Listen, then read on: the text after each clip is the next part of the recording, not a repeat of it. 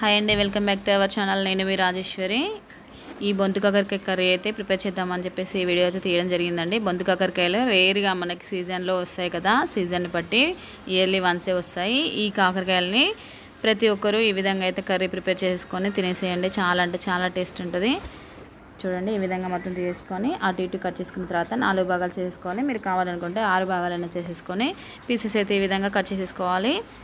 అలా కట్ చేసుకున్న తర్వాత మనం ఒక ముక్కుడు పెట్టుకొని దీంట్లో ఆయిల్ అయితే పోసేసుకున్నానండి. ఆయిల్ పోసుకున్న తర్వాత పోస్తున్నాను చూడండి.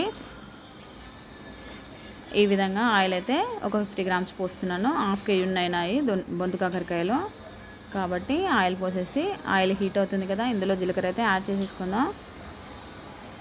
ఇలా జీలకర్ర వేసేసుకొని అలాగే పసుపు కూడా వేసుకుందాం. ఆనియన్స్ అనేది అసలు యాడ్ చేయకూడదండి, ఎందుకంటే ఇది ఫ్రై కాబట్టి మాడిపోతుంది. కాబట్టి ఆనియన్స్ అయితే యాడ్ చేయని అవసరం లేదు. ఈ విధంగా పసుపు వేసుకున్నాను. మీరు కావాలనుకుంటే కొత్తిమీర పుదీనా కూడా యాడ్ చేసేసుకోవచ్చు. ఇలా మొత్తం కాకరకాయలను వేసుకొని బాగా కలుపుకోవాలి. మొత్తం ఆయిల్ అంతా పట్టేంత వరకు కలుపుకోవాలండి. బాగా కలుపుకొని ఫ్రై చేసుకుందాం.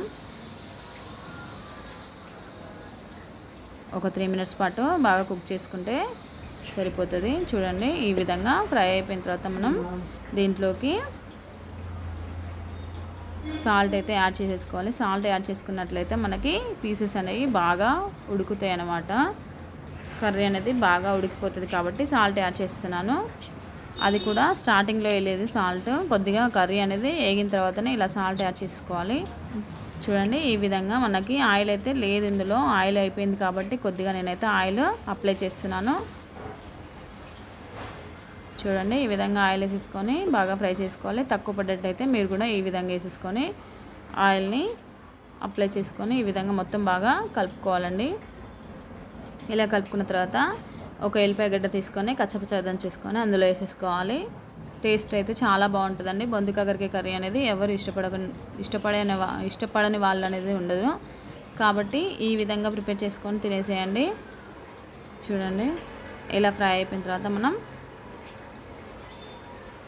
ముక్క అనేది తుంపినప్పుడు మనకి స్మాష్ అయిపోతుంది అనమాట. చూడండి, ఈ విధంగా అలా తునిగినట్లయితే మనకి కర్రీ అనేది చాలా పర్ఫెక్ట్గా ఉడికినట్టు. ఇప్పుడు మనం దీంట్లోకి కారం అనేది యాడ్ చేసేసుకోవచ్చు. ఈ విధంగా బాగా కలుపుకున్న తర్వాత దీంట్లోకి కారం అనేది యాడ్ చేసుకుందాం. అది మీరు తగిన మోతాదుని బట్టి చూసుకొని సాల్ట్ అయినా కారాన్ని అయినా యాడ్ చేసుకొని బాగా మిక్స్ చేసేసుకోవాలండి.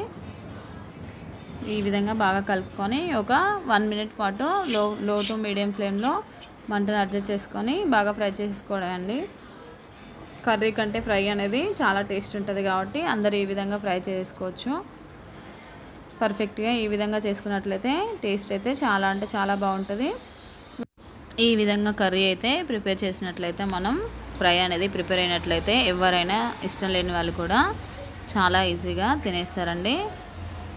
చూడండి, చాలా అంటే చాలా బాగుంటుంది. ఈ విధంగా ఫ్రై చేసుకున్నట్లయితే ఎవరైనా ఈజీగా తినేస్తారు.